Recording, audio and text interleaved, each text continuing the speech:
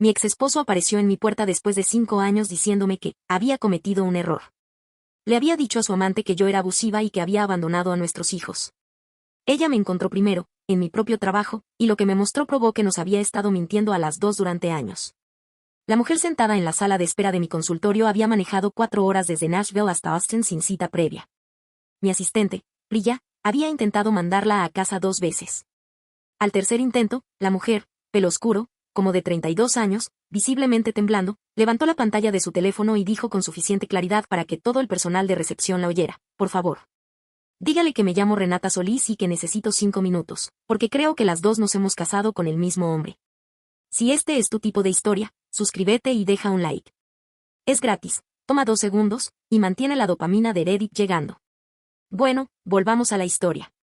Priya fue a buscarme ella misma. Me llamo Elena Vargas. Tengo 37 años. Dirijo una pequeña pero consolidada clínica de terapia ocupacional en el sur de Austin que construí desde cero durante 8 años, empezando con un cuarto rentado y una mesa plegable prestada. Tengo 2 hijos, Sofía, que tiene 10 años, y Marco, que tiene 7. Su padre, mi ex esposo, Damien Castillo, y yo nos divorciamos hace 3 años tras 6 años de matrimonio. Él me había dicho que el divorcio fue de mutuo acuerdo. Me había dicho que la distancia entre nosotros era, simplemente la vida. Me había dicho muchas cosas. Yo había creído la mayoría. Estoy adelantando los eventos. Metí a Renata a mi oficina privada y cerré la puerta. Se sentó frente a mí, con las manos juntas en el regazo. Estaba compuesta de la manera en que uno se compone cuando ha estado llorando en un estacionamiento durante 20 minutos y ha tomado una decisión. Reconocí esa expresión porque yo misma la había usado una vez. He estado con Damien 4 años, dijo. Sin preámbulos. Empezamos a salir como 1 año después de su divorcio. Eso fue lo que me dijo, que habían estado separados 1 año antes de firmar los papeles. Dijo que te fuiste tú. Dijo que tomaste a los niños y te mudaste a Austin sin avisarle. Dijo que eras. Se detuvo. Miró sus manos. Te describió como inestable. Controladora. Dijo que lo habías mantenido lejos de Sofía y Marco durante la mayor parte del matrimonio porque estaba celosa de su carrera. Yo no dije nada. Se suponía que nos íbamos a casar en septiembre, dijo. Tenemos un depósito en un salón en Franklin. Me lo pidió hace 6 meses. Desbloqueó su teléfono y lo puso sobre mi escritorio con la pantalla hacia arriba. Lo miré. Había una foto de un hombre que reconocí parado junto a una mujer que acababa de conocer, ambos en lo que parecía un mirador en la montaña, con la mano izquierda de ella levantada con un anillo, y el brazo de él alrededor de sus hombros. Su sonrisa era la misma sonrisa que yo había visto a través de mesas a la hora de cenar y tazas de café por las mañanas durante 6 años. Amplia. Fácil. Ensayada. Hace 3 semanas, dijo, me dijo que tenía que regresar a Austin por trabajo. Me preguntó si podía cuidar a nuestro perro. Estuvo fuera 4 días. Se inclinó y deslizó el teléfono para mostrarme otra cosa. Estuvo aquí. Encontré un recibo de un hotel en South Congress en nuestra Amex conjunta. Y luego encontré estos mensajes. Me mostró una serie de textos. La vista previa fue suficiente. Los textos eran para un contacto llamado un hombre que Damien aparentemente no había tenido la creatividad suficiente para disfrazar mejor. Los mensajes se remontaban 3 meses atrás. Eran cálidos, familiares, e inconfundiblemente íntimos. Al final de la cadena visible, el más reciente, enviado la noche en que regresó de su viaje de trabajo, sigo pensando en esta semana. Has cambiado, Elena. Creo que cometí un error. Ahí fue donde tuve que detenerme a respirar un momento. Porque 3 semanas atrás, un miércoles por la noche, Damien había tocado mi puerta aquí en Austin. Yo no lo había invitado. Nos comunicábamos a través de una app de calendario compartido para los horarios de los niños y rara vez hablábamos. Pero ahí estaba, con una camisa de lino que probablemente costó $200, diciéndome que había estado haciendo mucha reflexión. Diciéndome que nuestro divorcio había sido el peor error de su vida. Diciéndome que quería intentarlo de nuevo, por los niños. Yo le había dicho que se fuera a su casa. No le había contado a Renata sobre ese toque. Todavía no. La miré desde mi lado del escritorio. ¿Cómo me encontraste? Tenía una carpeta en su laptop con el nombre Documentos Fiscales, dijo. Ahí está nuestro decreto de divorcio. El condado donde se presentó, el número de caso. Tu nombre, tu dirección en ese entonces. Encontré tu consultorio en línea. Tienes un nombre bastante único. Miró alrededor de mi oficina, las credenciales enmarcadas en la pared, la pequeña escultura que Sofía había hecho en 2º año y que yo guardaba en mi librero. Me dijo que apenas podía sostenerte. Que habías armado como un trabajito de medio tiempo mientras él pagaba la mayoría de tus gastos. Su voz se mantuvo serena, pero su mandíbula se tensó. Evidentemente esto no es eso. No. Evidentemente no lo era. Dije, con mucho cuidado, tocó mi puerta hace 3 semanas. No te mencionó. El color se fue de su cara. Fue en ese momento cuando entendí la geometría completa de lo que Damien había construido. No una simple aventura. No una simple mentira. Una arquitectura completa. Una versión de mí que había construido para Renata, inestable, abandonada, dependiente. Una versión de Renata que nunca había construido para mí, porque yo no sabía que ella existía. Una versión de sí mismo como un hombre herido al que le habían fallado, regresando con su familia porque era lo suficientemente noble para intentarlo. Había estado manejando esto durante años. Probablemente más de lo que yo sabía. Fue ahí cuando le dije a Renata que deberíamos pedir café y sentarnos un rato. Ella tenía capturas de pantalla. Yo tenía buena memoria y 5 años de cosas que en silencio nunca habían cuadrado. Hablamos durante 2 horas. Esto es lo que yo sabía sobre Damien que no sabía que importaba. Durante nuestro matrimonio, viajaba por trabajo más o menos entre 8 y 10 días al mes. Era desarrollador inmobiliario comercial, o eso era el título que usaba. En realidad era un agente de nivel medio en una firma con base en Dallas, trabajando tratos en varios mercados, lo que le daba una razón legítima para estar en otro lado casi la mitad del tiempo. Nunca cuestioné los viajes. Yo estaba construyendo mi consultorio. Yo hacía las recogidas en la escuela y las citas con el pediatra y las compras del súper sola, y cuando él regresaba a casa estaba presente y afectuoso y agotado de una manera que se sentía real, así que había archivado su ausencia bajo, su trabajo es muy exigente, y seguía adelante. Había estado en Asheville, me dijo Renata, durante los últimos 4 años. No cada semana. Pero con regularidad. Tenía un departamento allá a su nombre. Me mostró una foto de su Instagram, una toma de la vista desde un balcón que ella dijo reconocer de inmediato como su lugar en el barrio de Germantown. Le había dicho que era su departamento de trabajo. A mí me había dicho que se quedaba en hoteles de estancia extendida en sus viajes a Nashville porque la empresa se los reembolsaba. Pensé en los 8 a 10 días al mes y en lo que esa matemática representaba a lo largo de 6 años. No dije esto en voz alta. Dije, ¿qué quieres que pase? No dudó. Quiero que pare. Quiero que la mentira pare. Y quiero estar presente cuando suceda. Miré mis manos sobre el escritorio. Mi consultorio, que Elena, que apenas podía sostenerse, había construido. Mis hijos, que en este momento estaban en la escuela viviendo un martes normal. Mi vida, que era genuinamente buena y tranquila y mía. Damien había pasado años contándole a una mujer que nunca había conocido que yo era la razón de su sufrimiento. Me había descrito como aquello de lo que había escapado. Estaba reingresando a mi vida, apareciendo en mi puerta 3 semanas atrás, enviándome mensajes con una sola inicial mientras planeaba una boda con otra persona, y había calculado que ninguna de las dos compararíamos notas. No grité. No lloré. Me quedé extrañamente tranquila. Ok, le dije a Renata. Déjame hacer una llamada. Su nombre era Patricia Howe. Era una abogada de derecho familiar en Austin a quien había contratado durante el divorcio y cuyo número había guardado en mis contactos de la manera en que guardas un número que esperas no volver a necesitar. La llamé desde mi oficina mientras Renata esperaba en la sala y expliqué la situación en unos 4 minutos. Patricia dijo 2 cosas. Primera, guarda todo. Segunda, no le des ninguna señal. Regresé con Renata e intercambiamos números. Le pedí que me enviara todas las capturas de pantalla que tenía a través de una app segura y que no confrontara a Damien todavía. Estuvo de acuerdo, pero pude ver que le costó algo. Ella quería que terminara. Lo entendía. Pero yo necesitaba que se hiciera correctamente.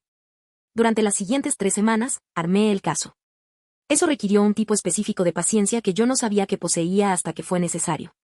Cada mañana llevaba a Sofía y Marco a la primaria Barton Hills, regresaba, abría mi laptop y trabajaba en mi verdadero empleo hasta el mediodía. Luego, en mi hora de comida, me sentaba en mi coche en el estacionamiento del Whataburger a 2 cuadras y documentaba. Patricia me había conectado con un consultor técnico forense llamado James, un hombre compacto de 40 y tantos que trabajaba desde una oficina en casa en Cedar Park y quien, me aseguró Patricia, había testificado como perito en 17 casos de derecho familiar. James me explicó, en términos muy claros, que constituía evidencia legalmente utilizable en Texas y que no. Las capturas de pantalla del teléfono eran válidas como material de apoyo si la persona que las recibió había dado su consentimiento para usarlas. Renata me había enviado todo y firmado un documento que Patricia redactó. Los registros bancarios de nuestras cuentas conjuntas durante el matrimonio, de los que yo había guardado copias por la precaución financiera habitual que mi mamá contadora me había inculcado, eran válidos. Los registros del proceso de divorcio eran públicos. Cualquier comunicación que Damien me hubiera enviado directamente, mensajes de texto, correos, mensajes de voz, era mía para usar. Tenía el mensaje de voz de 3 semanas atrás. Cuando él se había presentado, llegó uno a la mañana siguiente cuando no respondí. Elena. Soy Damien. Solo quiero hablar. Por los niños. Llámame. Por los niños. Escuché esos 12 segundos más veces de las que debería. Renata, mientras tanto, hacía su propio trabajo en Nashville. Había hecho amistad, en realidad ya la conocía desde hacía más de un año, resultó, con la mujer del departamento debajo del de Damien, una diseñadora gráfica llamada Cass que había visto a Renata ir y venir y que también, Renata ahora entendía, una vez había dejado entrar a Damien a su departamento cuando él se había quedado fuera del suyo. Cass había estado incómoda con Damien durante meses y estaba feliz de confirmar por escrito lo que había presenciado. 2 mujeres distintas que parecían creer cada una que era su pareja principal, visitando en horarios claramente alternados. No era prueba de nada ilegal. Pero sí era un relato detallado, con fechas, que lo corroboraba todo. Patricia dijo que eso era útil. La persona que se convirtió, de manera inesperada, en la figura más importante en todo esto fue mi vecina de enfrente, una maestra de kinder retirada de 64 años llamada Gloria Mendoza. Gloria llevaba 22 años en mi calle. Había cuidado a mis hijos los días que estaban enfermos cuando yo no podía cancelar citas, tenía una llave de mi casa para emergencias, y había sido, de manera silenciosa y constante, lo más parecido a familia que tenía en Austin, ya que mis propios padres estaban en San Antonio. Conocía a Damien. Nunca había confiado en él. Lo había dicho una vez, con calma, durante el divorcio, y nunca lo había vuelto a mencionar porque así era la manera de Gloria. A 3 semanas de mi documentación silenciosa, Gloria tocó mi puerta un sábado por la mañana con una bandeja de tamales y una expresión que significaba que tenía algo que decir. La dejé pasar. Tomando café, me contó que el miércoles anterior el coche de Damien, ella conocía el coche, un BMW Serie 5 plateado con placas de Texas. Había estado estacionado frente a mi casa durante 45 minutos en las primeras horas de la tarde. Ella estaba regando las plantas del jardín delantero y lo había visto ahí, con el motor encendido, sin que nadie se bajara. Luego el coche se fue. Había anotado la fecha, la hora y el número de placa parcial en su agenda. Porque también así era la manera de Gloria. Pensé que debía saber, dijo. Absorbí esa información. Luego dije, Gloria, necesito pedirte algo, y necesito que te sientas cómoda diciendo que no. Ella dijo, primero dime qué es. Le conté todo. Se quedó sentada con su taza de café en ambas manos y escuchó sin interrumpir. Cuando terminé, dejó la taza con calma deliberada y dijo, ¿qué necesitas de mí?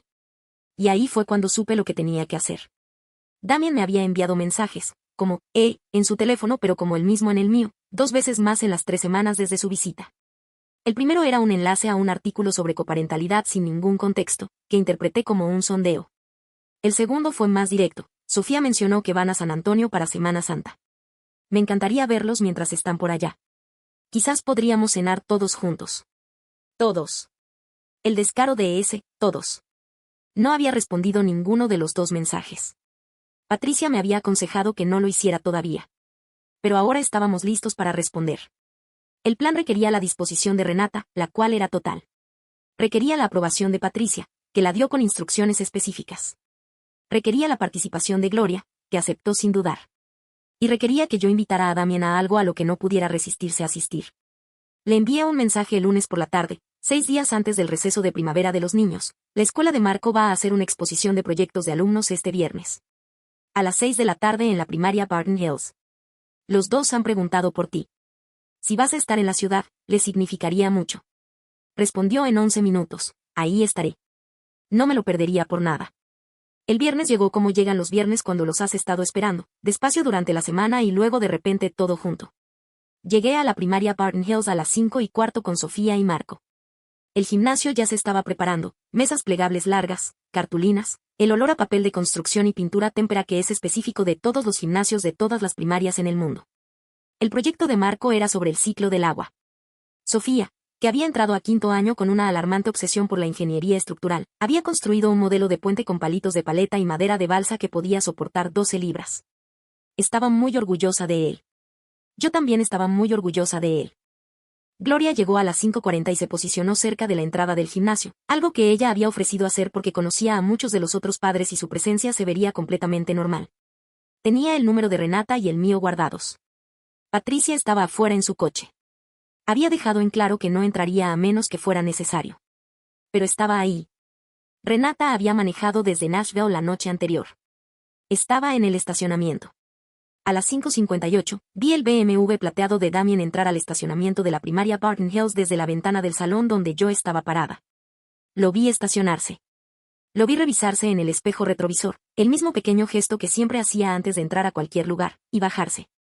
Caminó hacia la entrada del gimnasio. Gloria me escribió, ya llegó. Le escribí a Renata, ahora. Respiré hondo. Marco jaló mi manga para mostrarme algo en su cartel. Me agaché y lo miré con él y le dije que estaba perfecto, porque lo estaba, y porque quería que ese momento específico de su vida ordinaria y feliz, fuera real y sin prisa sin importar lo que estaba a punto de suceder a 6 metros de distancia. Luego entré al gimnasio. Damien ya estaba adentro. Había visto primero a Sofía. Ella estaba cerca de su mesa y lo había visto y estaba haciendo lo que hacen los niños cuando un padre mayormente ausente aparece a algo, una sonrisa cuidadosa y esperanzadora que me partió el corazón un poco incluso ahora. Él estaba agachándose a su nivel, diciéndole algo. Había traído flores, noté. Un pequeño ramo. Había traído flores a la exposición de proyectos de tercer año. Caminé hacia ellos. Él levantó la vista y me vio y su cara hizo lo que siempre hacía cuando estaba navegando algo. Adoptó una expresión neutral y agradable diseñada para leerse como apertura pero que en realidad era evaluación. Elena, dijo, poniéndose de pie. Te ves muy bien. Gracias por. Se detuvo. Porque Renata había cruzado la puerta del gimnasio. Estaba tranquila. Se había vestido con sencillez, jeans oscuros y una blusa gris, y caminó por el gimnasio de la manera en que camina alguien que ha decidido que ya terminó de tener miedo. Vino a pararse a 1 metro de Damien, y cada padre cercano que miró en esa dirección vio llegar a una mujer con un tipo de intención que la gente reconoce aunque no pueda nombrarlo. La cara de Damien pasó por varias cosas muy rápidamente. Primero, confusión, del tipo real, no fingida. Luego reconocimiento. Luego algo que solo puedo describir como la expresión de un hombre que acaba de entender que 2 cuartos que creía separados tienen una puerta de conexión que alguien ha abierto. Renata, dijo. Su voz era baja. Casi un susurro. ¿Qué estás? Manejé desde Nashville, dijo ella. Necesitamos hablar. Este no es. No es el lugar. Me dijiste que te abandonó, dijo Renata. No en voz alta. Pero con claridad. Me dijiste que tomó a los niños y se mudó sin avisarte. Me dijiste que era inestable y que habías pasado años tratando de ser un buen padre desde lejos porque ella lo hacía imposible. Me miró a mí, luego regresó a verlo a él. Pasé 3 semanas sentada frente a Elena. Vi su consultorio. Vi su casa. Hablé con sus vecinos. Vi a sus hijos. Hizo una pausa. Nada de lo que me dijiste es real. Algunos padres cercanos habían guardado silencio. Gloria, noté por el rabillo del ojo, se había acercado un poco. Sin ser intrusiva. Solo más cerca. Renata, por favor. La voz de Damien tenía una nueva cualidad, algo tenso y forzado, como un hombre tratando de mantener el agarre sobre algo que ya se estaba deslizando. Podemos hablar de esto en privado, esto no es. Tengo algo que mostrarte, dije. Abrí mi teléfono. Patricia y yo habíamos preparado esto, una sola captura de pantalla, limpia y legible, que mostraba un hilo de mensajes entre el número de Damien y el mío, con el nombre del contacto, visible desde lo que claramente era la lista de contactos de su teléfono basándose en la interfaz. Renata lo había capturado de su teléfono el día que encontró el recibo del hotel de Nashville. Los mensajes más recientes en ese hilo eran los que él me había enviado después de su visita. Sigo pensando en esta semana. Has cambiado, Elena. Creo que cometí un error. Y debajo de eso, su mensaje a mí sobre la cena de Semana Santa. Quizás podríamos cenar todos juntos. Extendí el teléfono para que Damien pudiera ver la pantalla con claridad. Observé su cara. Primero, su mandíbula se tensó. La sonrisa que había intentado mantenerse simplemente desapareció. Lo que la reemplazó fue nada, una blancura que reconocí como lo que había debajo de todas las expresiones ensayadas, el rostro real que tenía cuando ya no quedaba espacio para actuar. Luego sus ojos se movieron hacia Renata. Ella ya lo estaba mirando. Le escribiste, dijo Renata. No como pregunta. Mientras me pedías que fijáramos una fecha de boda. Viniste aquí hace 3 semanas y le escribiste. Renata, ¿le dijiste que existía? Silencio. ¿Le dijiste a Elena que yo existía? Silencio. ¿Le dijiste a alguna de las dos la verdad sobre algo? Gloria se había movido a pararse junto a Sofía. Mi hija observaba a los adultos con la atención cuidadosa y escrutadora de una niña de 10 años que sabe que algo es importante pero todavía no tiene el lenguaje para nombrarlo. Marco también había venido desde su mesa y estaba pegado a mi cadera. Puse mi mano en su hombro. Damien dijo, finalmente, puedo explicar las dos situaciones. Si las dos quisieran. No necesito que me expliques nada, dije. Ya tengo la explicación. Renata tiene la explicación. Solo queríamos que supieras que la tenemos. Una mujer que no reconocí, otra mamá, parada cerca de las mesas de ciencias con su propio hijo, tenía la mano presionada sobre su boca. Un hombre a su lado había dado un paso discreto hacia atrás, de la manera en que la gente lo hace cuando trata de no estar en medio de algo que no puede dejar de ver. Damien miró el gimnasio, a las personas en él, a sus hijos parados junto a sus proyectos con sus meriendas a medio terminar. Miró las flores que todavía tenía en la mano. Puso las flores sobre la mesa más cercana. Dijo, muy en voz baja, dirigiéndose a mí, esta no era la manera de hacer esto. Yo dije, le dijiste a una mujer que amabas que yo era la razón por la que tu matrimonio fracasó. Me describiste como inestable y controladora ante alguien con quien planeabas casarte. Viniste a mi casa hace 3 semanas y me pediste que considerara retomar nuestra relación mientras tenías un depósito para una boda en Franklin, Tennessee. Has estado manejando a 2 mujeres y 2 versiones de tu vida durante 4 años. Y me estás diciendo que esto, hice un breve gesto hacia el gimnasio a nuestro alrededor, no es la manera de hacer algo. No respondió. Vete a tu casa, Damien, dije. Miró a Sofía. Luego a Marco. Marco lo observaba con la expresión plana e ilegible de un niño de 7 años que está absorbiendo algo que no entenderá sino hasta que sea mucho mayor. Damien salió del gimnasio. Gloria tomó la mano de Marco y le dijo algo en voz baja. Renata se quedó a mi lado y ninguna de las dos dijo nada por un momento. El gimnasio fue recuperando gradualmente el murmullo bajo de una exposición escolar, de la manera en que un cuarto se recompone después de que algo lo ha agrietado. El alivio que sentí en ese momento no fue satisfacción. No fue felicidad. Fue el alivio específico y agotado de un peso que ha estado silenciosamente presente por tanto tiempo que olvidaste que estaba ahí hasta que alguien finalmente lo levanta. Sentí alivio. No felicidad. Pero fue suficiente. Las semanas después del gimnasio no fueron cinematográficas. Fueron papeleo, trámites, conversaciones y silencio. Patricia presentó una enmienda a nuestro acuerdo de custodia en menos de 10 días. Porque Damien había sido, durante los últimos 3 años, variablemente presente en sus días de visita programados, algo que yo no había documentado formalmente antes pero que ahora podía, con fechas y registros de la escuela de los niños, mi propio calendario y una declaración de Gloria. La enmienda me otorgó la custodia legal y física primaria, con Damien teniendo visitas específicas y estructuradas, un fin de semana al mes y 2 semanas en verano, supervisadas durante los primeros 6 meses por un monitor designado por el Tribunal de Familia. Podía impugnarlo. Patricia me dijo exactamente que tan probable era que esa impugnación tuviera éxito dada la evidencia disponible. No lo impugnó. Renata canceló el salón de bodas en Franklin, Tennessee. Perdió el depósito, que eran $4,200. Me dijo más tarde, por mensaje, que le había enviado a Damien una lista detallada de cada pérdida financiera que podía documentar de sus 4 años juntos, que incluía el depósito, muebles que había comprado para su departamento compartido en Nashville y cuentas conjuntas a las que ella había contribuido. Llegaba a poco más de $31,000. También envió la lista a su empleador, porque su empleador era una firma de bienes raíces comerciales en Dallas que tenía un código de conducta que ella había buscado, y la firma tenía clientes cuya confianza dependía de la reputación profesional de Damien. No sabía qué resultaría de eso. Lo envió porque era el recuento preciso de lo que había pasado, y la precisión era lo que ella podía controlar. También, 3 semanas después del gimnasio, publicó algo en su Instagram personal. No era inflamatorio. No era un llamado a la acción. Era una foto de ella sola en el mismo mirador de montaña de la foto del compromiso, parada más o menos en el mismo lugar, sin el anillo, con un pie de foto que decía, a veces la vista es mejor cuando puedes verla con claridad. Etiquetó la ubicación. 37 personas le enviaron la foto original del compromiso en menos de 48 horas. El empleador de Damien lo dejó ir 2 meses después.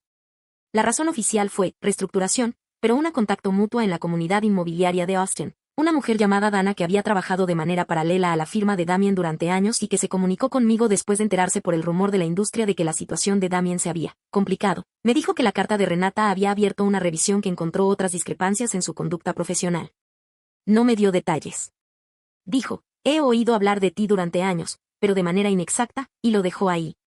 Pero eso fue solo el comienzo. Como 4 meses después del gimnasio, en agosto, estaba en el Eve de William Cannon haciendo las compras de un martes normal cuando mi teléfono vibró con un número que no reconocí. Casi lo mandé al buzón. Algo me hizo contestar. Era la mamá de Damien, Lorena. No había hablado con Lorena desde el divorcio. Tenía 61 años, vivía en Corpus Christi y siempre había sido cordial conmigo de la manera cuidadosa de alguien que entiende a su hijo mejor de lo que admite. Dijo que se había enterado de lo que había pasado, por Renata, quien aparentemente la había contactado directamente, porque Renata era minuciosa, y dijo que llamaba para pedirme perdón. Sabía que algo no estaba bien, dijo. No hice las preguntas correctas. Debería haberlo hecho. Le dije que apreciaba la llamada. Lo decía en serio. Dijo que Damien se había mudado temporalmente de regreso a Corpus Christi después de perder el trabajo. Estaba quedándose con ella, lo cual ella había aceptado con la condición de que entrara a terapia, cosa que ya había empezado. Dije, me alegra que tenga a dónde ir. Ella guardó silencio un momento. Luego dijo, está preguntando si considerarías darle más tiempo con los niños. Yo dije, tiene un calendario de visitas. Debería usarlo de manera consistente durante los próximos 6 meses y entonces podemos tener esa conversación a través de nuestros abogados. Ella dijo, eso es justo. Hizo una pausa. Construiste algo extraordinario, Elena. Debería habértelo dicho hace años. Después de colgarme quedé parada en el pasillo de los cereales por un minuto. Luego puse granola en mi carrito y seguí caminando. 14 meses después de aquella noche en el gimnasio. Damien me contactó directamente, a través de la app de coparentalidad, que era lo apropiado y significaba que cada mensaje quedaba registrado, en octubre de ese año. El mensaje tenía 2 párrafos. El primero era una disculpa. Una real, o tan real como podía evaluar, nombraba cosas específicas que había hecho. No las calificó ni las explicó. Dijo que seguía en terapia y que su terapeuta le había pedido que reconociera directamente el daño, a las personas que había lastimado. Me nombró a mí. Nombró a Renata. Nombró a los niños. El segundo párrafo preguntaba si estaría abierta a una llamada telefónica. Lo leí 2 veces. Luego escribí, agradezco que hayas escrito esto. Por el bien de los niños, quiero que sigas asistiendo a tus visitas programadas y que seas constante. Eso es lo más importante. No estoy en un lugar para tener conversaciones adicionales más allá de las necesidades de los niños, pero espero que el trabajo que estás haciendo continúe. Presioné enviar. No me sentí victoriosa. No me sentí triste. Me sentí, muy simplemente, lista. Sentí que era lo correcto. No que fuera feliz. Solo lo correcto. 3 semanas después, Renata me envió una nota de voz. Había empezado un nuevo trabajo en Charlotte. Se había mudado ahí para un nuevo comienzo, dijo, y estaba viviendo con una amiga de la universidad mientras se organizaba. Su voz en la nota sonaba más ligera de lo que había sido cuando estaba sentada frente a mí en mi consultorio 8 meses antes. Dijo que había estado pensando en la noche en el gimnasio y en lo extraño que era que el plan de Damien para mantenernos a ambas ciegas hubiera sido lo que finalmente nos puso en el mismo cuarto. Comparamos notas, dijo, y ahora las 2 estamos bien. Creo que esa es la parte que él no calculó. Tenía razón en eso. Damien había construido 2 mundos paralelos y navegado entre ellos durante años, contando con que cada una de nosotras permanecería contenida en su propia versión de la historia que había contado. No había calculado la posibilidad de que una de nosotras manejara 4 horas para encontrar a la otra. No había calculado a Gloria observando un BMW plateado con el motor encendido frente a mi casa y anotando el número de placa en su agenda. No había calculado a la amiga de Renata, Cass, ni a Patricia, ni la precisión silenciosa de 2 mujeres enojadas de maneras que no hacen ruido. En su arquitectura, había construido partiendo de la suposición de que cada una de nosotras se quedaría en su cuarto separado. Había olvidado que los cuartos tienen puertas. Gloria vino a cenar el viernes siguiente a la exposición escolar, como solía hacer. Trajo una botella de vino y ayudó a Sofía con la tarea mientras yo terminaba de cocinar. En la mesa, Marco contó una historia larga y elaborada sobre algo que había pasado en el recreo que involucraba una pelota de básquetbol y un maestro sustituto que nos hizo reír a todos. Sofía se sirvió 2 platos de pasta. Gloria describió un documental que había estado viendo y discutimos alegremente sobre el final. Fue un viernes normal. El mejor tipo posible de viernes normal. Después de que los niños se fueron a dormir, Gloria y yo nos sentamos en el porche con nuestro vino. El vecindario estaba en calma. Alguien en la siguiente cuadra estaba usando una sopladora de hojas en la oscuridad, que es algo muy propio de Austin. La noche era cálida y quieta. Ella dijo, ¿estás bien? Lo pensé. Sí, dije. Creo que sí, de verdad. Asintió. No dijo nada más. No hacía falta. Ya han pasado 2 años desde que Renata entró a mi sala de espera. El proyecto de puente de Sofía ganó el 2º lugar en la feria de STEM del distrito, lo que ella encontró profundamente injusto pero que ha canalizado en construir una versión más ambiciosa para el año que viene. Marco se ha convertido, inexplicablemente pero deliciosamente, en un obsesionado con la astronomía. Tiene un mapa estelar en el techo de su cuarto. Él y su papá lo miraron juntos durante una visita reciente, algo que Marco mencionó en la cena con una naturalidad que me dijo que no estaba ni particularmente emocionado ni particularmente molesto por ello, lo cual es, creo, el mejor resultado posible. Damien ha sido constante con sus visitas durante los últimos 8 meses. Lo he notado sin comentarlo. Lorena llama de vez en cuando, generalmente alrededor de los cumpleaños de los niños. Nuestras conversaciones son breves y genuinas. No sé cómo es la vida cotidiana de Damien ahora, y no necesito saberlo. Renata me envió una foto en febrero. Está en Charlotte, parada en una azotea en lo que parece una fiesta, sonriendo. Se ve como ella misma de una manera que, habiendo conocido solo la versión de ella que estaba sentada temblando en mi sala de espera, es notable de ver. Le respondí con un pulgar arriba y luego, después de un momento, un corazón. Se merecía más que un pulgar arriba. He pensado, desde que todo esto pasó, en la versión de mí que Damien le había descrito a Renata. Inestable. Controladora. Ausente. La versión que había abandonado el matrimonio y le había complicado la vida desde lejos. La versión que él necesitaba que ella creyera para que su propia historia tuviera sentido. Pasé mucho tiempo, durante el matrimonio y después de él, tratando de entender que había hecho mal. Tratando de cerrar la distancia entre nosotros con mejores conversaciones, más paciencia, más flexibilidad. Tratando de ser la versión de mí misma que haría que las cosas funcionaran. Había pensado que el problema era algo que podría arreglar si lo entendía lo suficientemente bien. El problema era que la historia nunca fue mía para empezar. Él me había escrito en ella como personaje antes de que yo supiera que estaba en ella, y el personaje que escribió le servía para sus propósitos. La yo real, mi consultorio, mis hijos, mi porche, mis cenas de los viernes, no tenían nada que ver con el papel que me había asignado. Pienso en eso a veces. Y luego pienso en el mapa estelar de Marco, y el puente de Sofía, y los tamales de Gloria, y la foto de Renata en la azotea. Y entiendo que la vida que realmente tengo no es la vida que alguien estuvo a punto de quitarme con su ficción. Es la vida que construí mientras la ficción seguía su curso.